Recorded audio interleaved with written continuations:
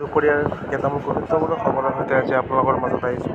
আজি প্ৰথম খবৰটো পুনৰ বৃদ্ধি হ'ব অৰুণোদয়ৰ ধন। অৰুণোদয় নতুন প্ৰতিগৰাকী মহিলাক নতুনকৈ দিয়া হ'ব অৰুণোদয়। মাননীয় মুখ্যমন্ত্ৰীৰ বৃহৎ ঘোষণা, পুনৰ বৃদ্ধি হ'ব অৰুণোদয়ৰ ধন। অৰুণোদয় নোপোৱা প্ৰতিগৰাকী মহিলাক নতুনকৈ দিয়া হ'ব অৰুণোদয়। আজি ৰাজ্যৰ 40 লাখ অৰুণোদয় পৰিয়ালে পাব 9,000কৈ টকা। ইতিমধ্যে বেংকত সোমাইছে টকা। কেবিনেটৰ সিদ্ধান্ত, চাহ বাগিচাৰ 37 সম্প্ৰদায়ক OBCৰ মৰ্যাদা লাভ। কেবিনেটত এক বৃহৎ সিদ্ধান্ত গ্ৰহণ কৰা হয়, য'ত চাহ বাগিচাৰ 37 সম্প্ৰদায়ক OBCৰ মৰ্যাদা প্ৰদান কৰে। ৰাজ্যত আজি বিতৰণ হৈছে 3,600 কোটি টকা। 40 লাখ মহিলাৰ বাবে বিধিনিষেধ নাই।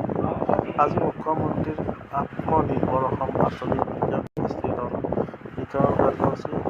আদালত মুখ্যমন্ত্ৰী বিতৰণৰ বাগান আৰু এই মুহূৰ্তত মুখ্যমন্ত্ৰী মহোদয়ে কি ঘোষণা কৰে চাওঁ।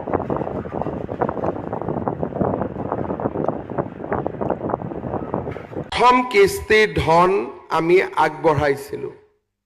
ইয়াৰে 25,056 গৰাকী আছিলে আমাৰ জেনেৰেল কেটেগৰীত আৰু 221 গৰাকী আছিলে ইঞ্জিনিয়াৰিং বা চিকিৎসা বিজ্ঞান পাছ কৰা প্ৰফেশ্যনেল ডিগ্ৰী থকা যুৱক যুৱতী। এই আঁচনিখনৰ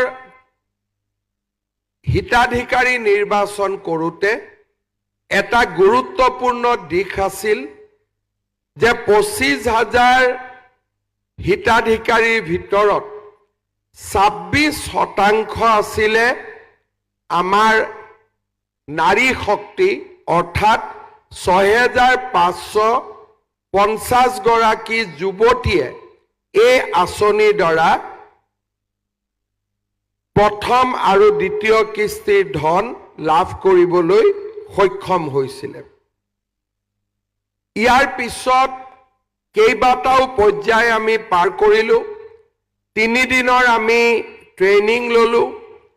উদ্যম পৰ্টেলত আমি নিজৰ নাম অন্তৰ্ভুক্তি কৰিলোঁ। আজি আমাৰ এই যিটো যাত্ৰা, এই যাত্ৰাটোৰ আজি এটা নিৰ্ণায়ক দিন। আজিৰ দিনটো এই কাৰণে গুৰুত্বপূৰ্ণ নহয় যে আপোনালোকে আৰু 1 লাখ টকাকৈ লাভ কৰিব। আজিৰ দিনটো এই কাৰণে গুৰুত্বপূৰ্ণ যে আমি আপোনালোকক প্ৰথম যি 1 লাখ টকা দিছিলোঁ তাক আপোনালোকে ভালদৰে ব্যৱহাৰ কৰি ইয়াত আহিবলৈ আপোনালোক সক্ষম হৈছে। অৰ্থাৎ আজিৰ দিনটো এটা আমাৰ সকলোৰে বাবে ব্যক্তিগত সফলতাৰ দিন। সাধাৰণতে অসমত ধাৰণা কৰা যায় যে আমি 1 লাখ টকা দিলোঁ, ল'ৰা ছোৱালীয়ে হয় মটৰচাইকেল কিনিব, নহ'লে মোবাইল কিনিব, আৰু চৰকাৰে দিয়া টকাৰে তেওঁলোকে কেতিয়াও ভাল কাম নকৰে। আৰু এনেকুৱা এটা ধাৰণা কেৱল মাত্ৰ সাধাৰণ মানুহৰ মাজত আছে এনেকুৱা নহয়। জনা শুনা মানুহেও এনেকুৱা ভাবে যে চৰকাৰে যি টকা দিয়ে, পুঁজি দিয়ে, ৰাইজে তাৰ উচিত ব্যৱহাৰ নকৰে। বিশেষকৈ যুৱক যুৱতীসকলেও উচিত ব্যৱহাৰ নকৰে।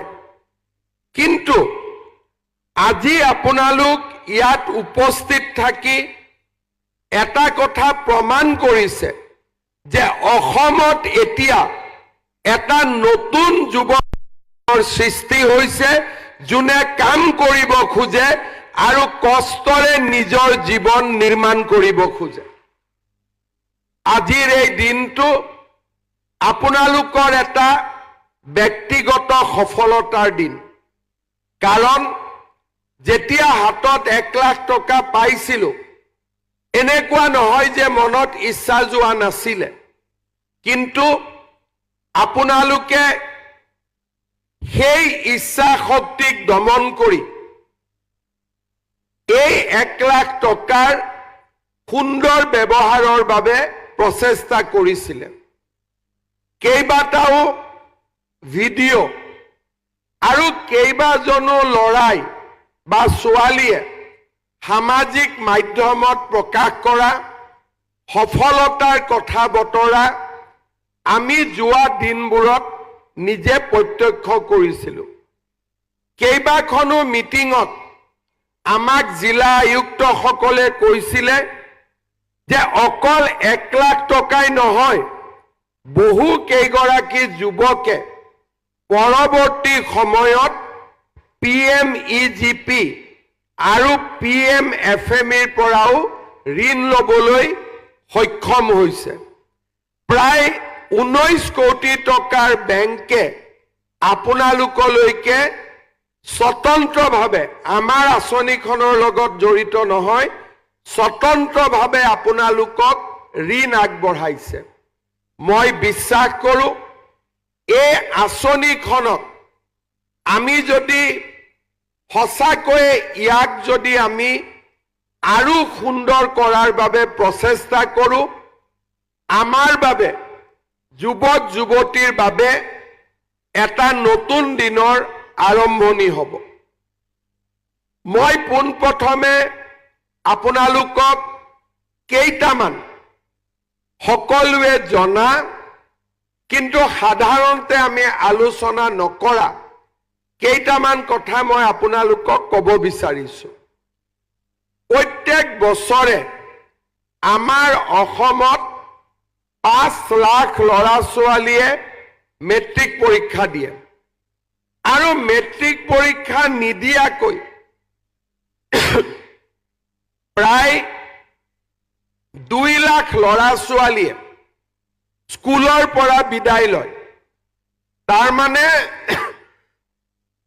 প্ৰত্যেক বছৰত অসমত 7 লাখ ল'ৰা ছোৱালী মাতৃৰ ঔৰসৰ পৰা জন্ম হয়, যাৰ কৰ্মসংস্থাপনৰ দায়িত্ব 18 বছৰ প্ৰৱেশ কৰাৰ পিছত সমাজে গ্ৰহণ কৰিব লাগে। এতিয়া যদি আপোনালোকে চিন্তা কৰে, অসম চৰকাৰত আমি যিমানেই চাকৰি নিদিওঁ কিয় 5 বছৰত 1 লাখ দিব পাৰিম, 2 লাখ দিব পাৰিম, বহুত কষ্ট কৰিলে 3 লাখলৈকে গ'লো। কিন্তু 5 বছৰত নিবনুৱা কিমান সৃষ্টি হয়? 35 লাখ। যদি 7 লাখ কৰি প্ৰত্যেক বছৰত আমি যুৱক যুৱতী 18 বছৰ বয়সক স্পৰ্শ কৰে বুলি যদি ধৰি লওঁ, এতিয়া এই আলোচনাৰ পৰা এটা কথা আমি বুজি উঠো যে চৰকাৰী চাকৰিয়ে আমাৰ যুৱক যুৱতীসকলক কৰ্মসংস্থাপন দি নিবনুৱা সমস্যা সমাধান কৰিব নোৱাৰে। ইয়াৰ বিকল্প কি হ'ব পাৰে? চৰকাৰ যেতিয়া নীৰৱে থাকে আৰু চৰকাৰে যেতিয়া ল'ৰা ছোৱালীৰ কথা চিন্তা নকৰে আৰু চৰকাৰে যেতিয়া যুৱক যুৱতীসকলৰ সংস্থাপনৰ কথা চিন্তা নকৰে, ল'ৰা ছোৱালীৰ সন্মুখত বিকল্প কি থাকে? ভাৰতৰ বিভিন্ন জাগাত উদ্যোগীকৰণ হৈছে। আমি সিকিউৰিটি গাৰ্ড বা আন চাকৰি কৰিবৰ বাবে আমি অসমৰ বাহিৰলৈ যাম। কিছু ল'ৰা ছোৱালীয়ে খেতিৰ কাম কৰিব, কিছু ল'ৰা ছোৱালীয়ে সৰু সুৰা দোকান পোহাৰ খুলিব আৰু কিছু ল'ৰা ছোৱালীয়ে হতাশাত নিজকে ধ্বংসৰ পথলৈ আগুৱাই লৈ যাব। এতিয়া আমাৰ সন্মুখত বিকল্প কি? চৰকাৰে একো নকৰিব আৰু আপোনালোকৰ সন্মুখত বিকল্পও নাথাকিব। সমাজত তেতিয়াই সংঘাতৰ সৃষ্টি হয়, সমাজত তেতিয়াই অশান্তিৰ সৃষ্টি হয় আৰু মানুহে যিকোনো কাম কৰিবৰ বাবে প্ৰস্তুত হয়। আৰু আমাৰ মাজত এচাম লোক থাকে যোনে বিচাৰে যে ল'ৰা ছোৱালীৰ কৰ্মসংস্থাপন নহওক, ল'ৰা ছোৱালী হতাশাৰ যিটো বৃত্ত, হতাশাত তেওঁলোক হতাগ্ৰস্ত হওক আৰু সমাজত নৈৰাজ্যৰ সৃষ্টি হওক। আজি বন্ধ, কালি পিকেটিং, পৰহি আন্দোলন, আনদিনা কোনোবাই হতাশাত বন্দুক হাতত তুলি ল'বলৈও কুণ্ঠাবোধ নকৰাৰ পৰিৱেশ এটা সৃষ্টি হয়। এনে দিনবোৰ আমি অসমে ওচৰৰ পৰা দেখিছিলোঁ আৰু ই বহুত ক্ষেত্ৰত আমাৰ মাজত এই পৰিৱেশৰ যিটো চিকাৰ, আমি সকলোৱে এই পৰিৱেশৰ কৰবাত নহয় কৰবাত চিকাৰ হৈছিলোঁ। আমাৰ ৰাজ্যত ইয়াৰ বিকল্প কি? আমি কেইবাটাও বিকল্পৰ সন্ধান কৰিছিলোঁ।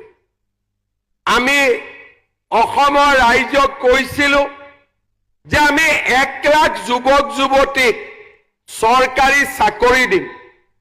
অহাকালি আমি আৰু 4,500 ল'ৰা ছোৱালীক চাকৰি দিম আৰু সৰ্বমুঠ আমাৰ চৰকাৰৰ দিনত চাকৰি পোৱা যুৱক যুৱতীৰ সংখ্যা 1,65,000ত ভৰি দিব। যোৱা কেইদিনমান মই মিটিঙত কৈছো যে যোৱাবাৰ আমি 1 লাখ যুৱক যুৱতীক চৰকাৰী চাকৰি দিম বুলি কৈছিলোঁ আৰু আমি 1,60,000 যুৱক যুৱতীক চৰকাৰী চাকৰি দিলোঁ। অহাবাৰ আমি নিশ্চিতভাৱে চেষ্টা কৰিম যে 2 লাখ ল'ৰা ছোৱালীক আমি চৰকাৰী চাকৰি দিম আৰু চৰকাৰৰ ভিতৰত কৰ্মসংস্থাপনৰ ব্যৱস্থা চলি থাকিব। কিন্তু আমাক প্ৰয়োজনীয়তা কি আছে যে ভাৰতত আজি যি ধৰণে বিকাশ হৈছে, ভাৰতত উদ্যোগ আৰু বিশ্বৰ ঔদ্যোগিক অৰ্থনীতিত যুৱক যুৱতীৰ আজি প্ৰয়োজন আছে। পৃথিৱীখন লাহে লাহে এখন বয়সীয়া লোকৰ সমাজলৈ পৰিণত হৈছে। আজি যদি আপোনালোকে জাপান, কোৰিয়া, আমেৰিকা আদি দেশত যায়, তাত মেক্সিমাম মানুহক আপোনালোকে 45-46 বছৰ বয়সীয়া দেখা পাব। ভাৰতত ৰেলৰ ষ্টেচন, বাছ, ফ্লাইট, সমাজ মিটিং আপোনালোকে দেখিব আমাৰ 27 বছৰীয়া যুৱক যুৱতী, অৰ্থাৎ মেডিয়ান এজ বুলি যাক কয়, গড় বয়স আমাৰ যুৱক যুৱতীৰ বয়স হ'ল 27 বছৰ আৰু অসমত যুৱক যুৱতীৰ মেডিয়ান এজ হৈছে 22 বছৰ। তাৰ মানে কাম কৰিব পৰা ল'ৰা ছোৱালী আমাৰ ৰাজ্যখনত আটাইতকৈ বেছিকৈ আছে আৰু সেইকাৰণে আমাৰ ল'ৰা ছোৱালীক এসময়ত সিকিউৰিটি গাৰ্ডৰ কাৰণে নহয়, আমাৰ ল'ৰা ছোৱালীক উদ্যোগসকল আহিব, বেছিকৈ দৰমহা দিব আৰু উদ্যোগত কাম কৰিবৰ বাবে আমাৰ যুৱক যুৱতীক তেওঁলোকে বিচাৰিব। কিন্তু আমি কেনেকৈ উদ্যোগত কাম কৰিম? আমাৰ হাতত যদি স্কিল নাথাকে, আমাৰ হাতত যদি এটা বিশেষ জ্ঞান নাথাকে, সেইবাবে ৰাজ্য চৰকাৰে স্কিল ইউনিভাৰ্চিটিৰ পৰা ITIৰ পৰা আমি সকলো স্থানতে উদ্যমিতা বা স্কিল থকা কাৰ্পেণ্টাৰ, কোনোবাই ইলেক্ট্ৰিচিয়ান, কোনোবাই ইণ্ডাষ্ট্ৰী 4.0 য'ত নেকি আজিকালি আধুনিক কথাবোৰ আহি পৰিছে, AI, VR, AR আৰু তাৰ লগতে বিভিন্ন financial services, company secretariat, chartered accountant, GST expert, আমি এই ধৰণৰ যুৱ শক্তি এটা নিৰ্মাণৰ প্ৰচেষ্টা কৰিছোঁ। তৃতীয়তে, আমি অসমত উদ্যোগ আনিব চেষ্টা কৰিছোঁ। জাগিৰোডত ছেমি কণ্ডাক্টৰ, ধুবুৰীত থাৰ্মেল পাৱাৰ ষ্টেচন, আমাৰ নামৰূপত সাৰ কাৰখানা, এই ডাঙৰ ডাঙৰ নলবাৰীত পেপচি, এই ডাঙৰ ডাঙৰ উদ্যোগবিলাকত আমি ভাৰতৰ আন ৰাজ্যত নোযোৱাকৈ অসমৰ যুৱক যুৱতীক আমি নিযুক্তি দিয়াৰ বাবে আগবাঢ়ি যাব পাৰোঁ। চতুৰ্থ, যেতিয়া এখন ৰাজ্যত বছৰত 50,000 চৰকাৰী চাকৰি হয়, যেতিয়া এখন ৰাজ্যত উদ্যোগ আহে, যেতিয়া এখন ৰাজ্যৰ ল'ৰা ছোৱালীয়ে বাহিৰত কাম কৰি ঘৰলৈকে টকা পঠিয়াই, যাক ইংৰাজীত ৰেমিটেন্স বুলি কয়, ৰাজ্যৰ অৰ্থনীতি বাঢ়ি বাঢ়ি গৈ থাকে। স্কুলৰ প্ৰয়োজন হয়, পাৰ্লাৰৰ প্ৰয়োজন হয়, চাউলক মিলিং কৰিবৰ কাৰণে ৰাইচ মিলৰ প্ৰয়োজন হয়, আজি মটৰ গাড়ীৰ প্ৰয়োজন হয়, ট্ৰাকৰ প্ৰয়োজন হয়, JCBৰ প্ৰয়োজন হয়। অৰ্থাৎ আমাৰ ৰাজ্যৰ অৰ্থনীতি বাঢ়ি যোৱাৰ লগে লগে আমাৰ ৰাজ্যৰ ভিতৰত আত্মসংস্থাপন, সেলফ এমপ্লয়মেন্টৰ ৰাস্তা মুকলি হয়। এখন যদি স্কুল আমি খোলো, আমি 7 গৰাকী শিক্ষকক নিযুক্তি দিওঁ। আমি যদি এখন বিউটি পাৰ্লাৰ খোলো, 4 গৰাকী যুৱতীক আমি নিযুক্তি দিওঁ। আমি যদি এখন অটো ৰিক্সা গাড়ীও কিনো, 2জনৰ পৰা 3জন ল'ৰা ছোৱালীক আমি নিযুক্তি দিওঁ। কেইবাখনো মেকানিকৰ দোকান আৰম্ভ হয়।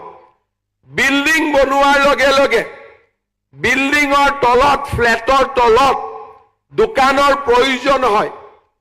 কাপোৰ ধোৱা ধুবিৰ পৰা আৰম্ভ কৰি আমাক ছাপোৰ্ট ছাৰ্ভিচৰ প্ৰয়োজন হয়। অৰ্থাৎ অৰ্থনীতি বাঢ়ি যোৱাৰ লগে লগে সেলফ এমপ্লয়মেন্টৰ ৰাস্তা মুকলি হয়। মানুহে মাছ বেছি, ফিচাৰীৰ প্ৰয়োজন হয়। মানুহে খাদ্যৰ বাবে আলু চাউলৰ প্ৰয়োজন হয় আৰু মানুহক বিভিন্ন ধৰণে নিজৰ জীৱনত এনজয়মেন্টৰ কাৰণে ফাষ্ট ফুডৰ পৰা আৰম্ভ কৰি ৰেষ্টুৰেণ্টৰ প্ৰয়োজনীয়তা আহি পৰে। আমি যদি দেখা পাওঁ, আমাৰ অসমৰ অৰ্থনীতি আছিলে 3.5 লাখ কোটি টকা। যোৱা 5 বছৰত আমি অসমৰ অৰ্থনীতিক 8.5 লাখ কোটি টকালৈকে লৈ আহিলো। তাৰ মানে কি, সহজ ভাষাত মই কৈছো, বছৰত আমাৰ অসমত সকলো মানুহৰ গড় যদি মোৰ 10 টকা, বিমল বৰাৰ 20 টকা গোটেই গোট খুৱাই দিওঁ, অসমত উপাৰ্জন আছিলে 3.5 লাখ কোটি টকা। এতিয়া আপোনাৰ ইনকাম, মোৰ ইনকাম সকলো যদি যোগ কৰি দিওঁ, এতিয়া অসমত মানুহৰ উপাৰ্জন হৈছে 8 লাখ কোটি টকা। তাৰ মানে আমাৰ অৰ্থনীতি প্ৰত্যেক বছৰে বাঢ়ি বাঢ়ি গৈ আছে।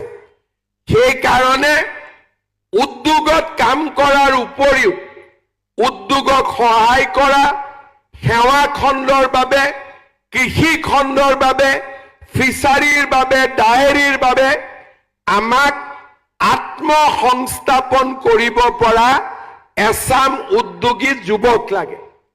আৰু সেইকাৰণে আমাৰ ৰাজ্য চৰকাৰে চৰকাৰী চাকৰিও খুলিছে। আমাৰ ৰাজ্য চৰকাৰে যুৱক যুৱতীক স্কিল ট্ৰেইনিঙো দিছে। আমাৰ ৰাজ্য চৰকাৰে উদ্যোগো আনিছে আৰু আমাৰ ৰাজ্য চৰকাৰে আত্মসংস্থাপনৰ সুবিধাও দিছে। ভাৰতত ইয়াত বহুত ল'ৰা ছোৱালী আছে যোনে গুগল কৰিব জানে, যোনে চাব জানে। ভাৰতত কোনো ৰাজ্য নাপাব য'ত নেকি উইদাউট মৰ্টগেজ বা বেংকৰ লগত সম্পৰ্ক নকৰাকৈ ৰাজ্য চৰকাৰে আমাৰ যুৱক যুৱতীক 2 লাখ টকা ডাইৰেক্টলি বেংক একাউণ্টত জমা দিছে। অসম আজি ভাৰতৰ ভিতৰতে এখন ব্যতিক্ৰমী প্ৰদেশ। মোক প্ৰশ্ন কৰিছিলে বহুতে যে টকাটো যদি খাই যায় কি হ'ব? তেতিয়া মই কৈছিলোঁ যে অসমৰ যুৱক যুৱতীৰ ওপৰত মোৰ বিশ্বাস আছে, এই টকা কোনেও নাখায়, এই টকা ভাল কৰি ব্যৱহাৰ হ'ব। আজি সেই দিনটো আহি পৰিছে। 25,000 যুৱক যুৱতীৰ 12,976 গৰাকীয়ে আজি দ্বিতীয় আৰু তৃতীয় অৰ্থাৎ 75,000, 25,000 আৰু 1 লাখ টকাৰ বাবে আজি যোগ্যতা অৰ্জন কৰিছে। এতিয়া প্ৰশ্ন হ'ব বাকী 13,000ৰ কি হ'ল? ইয়াৰ উত্তৰো মই দিব লাগিব। প্ৰথম, এই সময়ছোৱাত আবেদনত মই লিখিলোঁ যে মই গৰু কিনিম, গাখীৰৰ ব্যৱসায় কৰিম, কিন্তু টকাটো পোৱাৰ পিছত মই খুলিলোঁ গেলামালৰ দোকান বা মই খুলিলোঁ ব্ৰইলাৰ ফাৰ্ম। কাগজত খেলি মেলি হ'ল। সেইকাৰণে তেওঁলোক আজি ইয়াত আহিব পৰা নাই। মই উদ্যোগ বিভাগক অনুৰোধ কৰিম যে এটা আমি সুযোগ দিব লাগে যে পুৰণা ট্ৰেডৰ জাগাত নতুন ট্ৰেডটো লিখিবৰ কাৰণে, যাতে আজি নহা যুৱক যুৱতীসকলেও এটা সুযোগ পায়। আজি যি যুৱক যুৱতীসকলে দ্বিতীয় কিস্তি ইয়াত পোৱা নাই, তেওঁলোকক আমি 90 দিনৰ আৰু সুযোগ দিম। অহা 90 দিনত তেওঁলোকে যদি প্ৰথম 1 লাখ টকা ব্যৱহাৰ কৰিব পাৰে, তেতিয়াহ'লে অহা বছৰ 15 আগষ্টৰ আগতে আমি তেওঁলোককো আৰু 1 লাখ টকাটো দিয়াৰ আমি ব্যৱস্থা কৰিম। তাৰ মানে আজি নহা মানে ফেইল কৰা বুজোৱা নাই। আজি নহা মানে 60 নম্বৰ পাব লাগে, আমি 50 পাইছোঁ, আৰু কষ্ট কৰিলে আমি 10 নম্বৰ পাব পাৰিম। হয়তো আজি 13,000 পালে বাকীসকলে 3 মাহ দেৰিকৈ পাব। নিৰাশ আৰু হতাশা হোৱাৰ কোনো কাৰণ নাই। কিন্তু মোক কোৱা মতে 1,500-2,000 ল'ৰা ছোৱালীয়ে একেবাৰেই টকাটো খৰচ কৰা নাই। তেওঁলোকক মই কিমান সহায় কৰিব পাৰিম ময়ো নাজানো, কিন্তু যিসকলে টকাটো খৰচ কৰিছে কিন্তু অলপ পিছ পৰি আছে, তেওঁলোকক আমি নিশ্চিতভাৱে আৰু 1 লাখ টকা দিয়াৰ বাবে চেষ্টা কৰিম। এতিয়া আপোনালোকে মনত ভাবিব যে আজি আমি 1 লাখ টকা পালোঁ, আজিৰ পৰা আমাৰ দায়িত্ব শেষ হ'ল। নহয়, এতিয়া আমি ইয়াৰ নতুনকৈ আৰু এটা কাম আৰম্ভ কৰিছোঁ। বেংকবিলাকৰ লগত আমি কথা পতা আৰম্ভ কৰিছোঁ। আমাৰ লক্ষ্য হ'ব যিসকলে এই 2 লাখ টকা ভাল কৰি খৰচ কৰে তেওঁলোকক আমি বেংকলৈকে স্পন্সৰ কৰিম আৰু বেছি লোনৰ বাবে আৰু তাতো লোনৰ কাৰণে আপোনালোকক আমি স্পন্সৰ কৰিম আৰু তাতো বেংকক আপোনালোকে যি সুদ দিব লাগিব তাৰো 1% সুদৰ দায়িত্ব ৰাজ্য চৰকাৰে বহন কৰিব যাতে আপোনালোকে নিজক প্ৰতিষ্ঠা কৰিব পাৰে ইতিমধ্যে কেইবাজনো যুৱক যুৱতীয়ে ডাঙৰ লোন ল'ব পাৰিছে মই state bank of India Punjab national bank কেইবাটাও বেংকৰ লগত কথা পাতিছো আপোনালোকৰ ইয়াত 12,000 ল'ৰা ছোৱালী আছে টোটেল টাৰ্গেট 25,000 বাকি 75,000 মেচিউৰ্ড হওঁতে আৰু 1 বছৰ লাগিব আপোনালোকে যাতে বেংকৰ পৰা মুদ্ৰা লোন PMEGP PMFNE উইথ ৰাজ্য চৰকাৰে সুতৰ ক্ষেত্ৰত 1% সহায় কৰাৰ লিংকেজ কৰি আমি আপোনালোকক বেংকতো লোন দিয়াৰ বাবে আমি আগলৈ গৈ আমি প্ৰচেষ্টা কৰিম আৰু আপোনালোকক মই মাত্ৰ এটাই অনুৰোধ কৰিম 5 বছৰ আপোনালোকে আমাক 1 টকাও ঘূৰাই দিব নালাগে আজি কেই চন 2026 চন কিন্তু 2031 চনৰ পৰা সৰু এটা ইনষ্টলমেন্টত আপোনালোকে আমাক টকাটো ঘূৰাই দিব ঠিক আছে ঘূৰাই দিব নে নিদিব কেতিয়া ঘূৰাই দিব 2031 চনত কিন্তু 2031 যদি কোনবাই পাহৰি যায় নিজৰ সিভিল স্কোৰটো কিন্তু বেয়া হৈ যাব এতিয়া নালাগে 5 বছৰ আপোনালোকে প্ৰতিষ্ঠা হওক এতিয়াতো আপোনালোকক আমি আৰু দিম মুদ্ৰা লোন বেংকত বোলে ইন্টাৰেষ্ট 12% তাৰো কিছু ইন্টাৰেষ্ট আমি আপোনালোকৰ হৈ দিম যাতে আপোনালোকে নিজক এষ্টাব্লিছ কৰিব পাৰে কিন্তু 31ত আপোনালোকে লাহে লাহে সৰু সৰু ইনষ্টলমেন্টত 5-6 হাজাৰ টকাৰ এটা ইনষ্টলমেন্ট কৰি দিম সৰু সৰু ইনষ্টলমেন্টত আপোনালোকে আমাক টকা কেটা ঘূৰাই দিব যাতে এই টকাৰে আপোনালোকৰ ভাইটি ভন্টিক আমি আৰু বেছিকৈ লোন দিব পাৰো ভাল হ'বনে বেয়া হ'ব এতিয়া আপোনালোকক আজি 25,000ক আমি আগতে দিছিলো কেইদিনমান আগতে আমি 75,000ক দিলো এই 1 লাখ যুৱক যুৱতীয়ে যদি টকাখিনি ভাল কৰি খৰচ কৰে মোৰ মনটো অলপ বেছি ডাঙৰ আকাশখন দেখিলে মোৰ আকাশখন চু লাগি থাকে কিন্তু মানুহে জপিয়াই চুব নোৱাৰে কিন্তু সৰুৰ পৰাই মোৰ এইটো স্বভাৱ জাপ মাৰি থাকো মাজে মাজে আকাশখন হাতত লাগে নেকি অহাবাৰ মই চেষ্টা কৰিম 10 লাখ ল'ৰা ছোৱালীক 2 লাখ কৰি টকা দিবৰ বাবে তাৰ মানে প্ৰতি সমষ্টিত কিমান হ'ব 8,000 ল'ৰা ছোৱালী আমি এটা অসমত নতুন যুৱ আন্দোলন নিৰ্মাণ কৰিব পাৰিম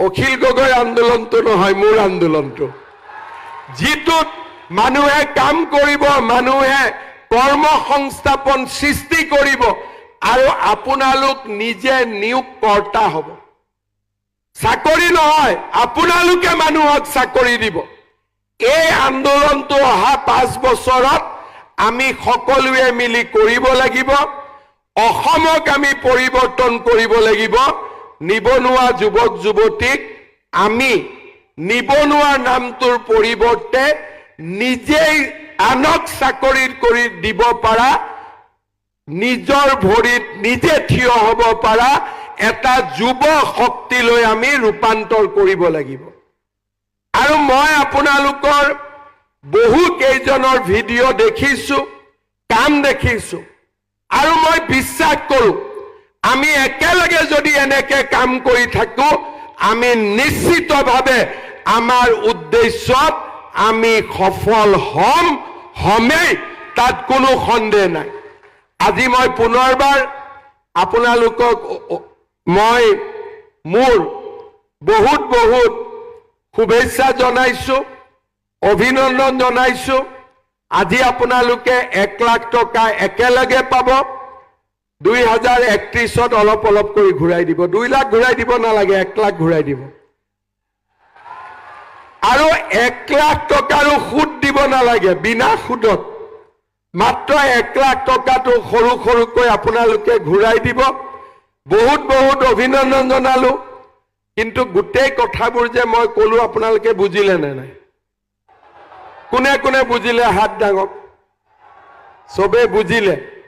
যদি বুজিলে, অসমখন যদি এনেকৈ ধুনীয়া হ'ব লাগে, অহাবাৰ চৰকাৰৰ বাবে কাক ভোট দিব লাগিব? কাক ভোট দিব লাগিব? পাক্কা? সঁচাই কৈছে? তেতিয়াহ'লে মই নিশ্চিত চৰকাৰো আহিব, অসমৰ যুৱক যুৱতীৰ সোণালী সুদিনো উভতি আহিব। এই আশাৰে আপোনালোকক ধন্যবাদ জনালো। মোৰ লগত আকৌ এবাৰ ক'ব, ভাৰত মাতা কি, ভাৰত মাতা কি, বন্দে নৰেন্দ্ৰ মোদী, নৰেন্দ্ৰ মোদী, জয় আই অসম, জয় আই অসম। শেষত মাত্ৰ এটা কথাৰে সামৰণি মাৰিম। সকলো সফলতাৰ পিছফালে এছাম লোকে বহুত কষ্ট কৰে। উদ্যোগ মন্ত্ৰী Bimal Bora, additional chief secretary Ekka, আমাৰ কমিশ্যনাৰ ছেক্ৰেটাৰী লক্ষ্মণন, এনেকে বহুত ডাঙৰ টিম এটাই CM ফেলোসকলক লৈ আপোনালোকৰ বাবে কাম কৰি আছিলে। মই তেওঁলোকৰ বাবে আপোনালোকক এটা হাত চাপৰি মাৰিবৰ বাবে অনুৰোধ কৰিম। বহুত বহুত ধন্যবাদ। জয় হিন্দ, বন্দে মাতৰম।